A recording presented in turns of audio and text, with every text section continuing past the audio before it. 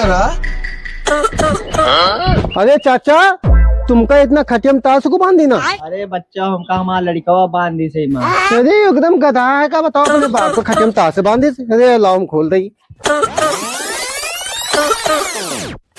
क्या होता है ये? अरे इनका को खोल दी ना। अरे हम खोले ना यार। अरे यार इनका क्या खोल दिया, जल्दी पकड़ो, नहीं पकड़े हो नहीं है।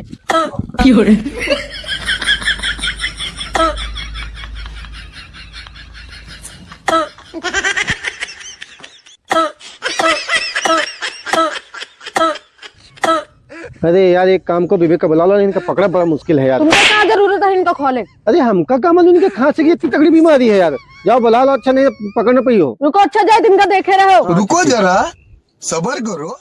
No no no no.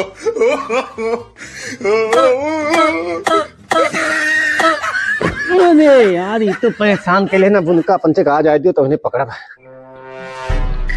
अरे भैया चलो, माँ बाप को खोल दी।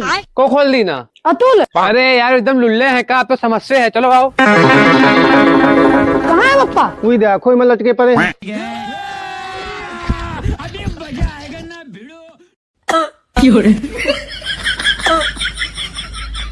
साला तुमको पागल कुत्ते का गाड़ी उठा के ले जाएगा, बता रहे हैं।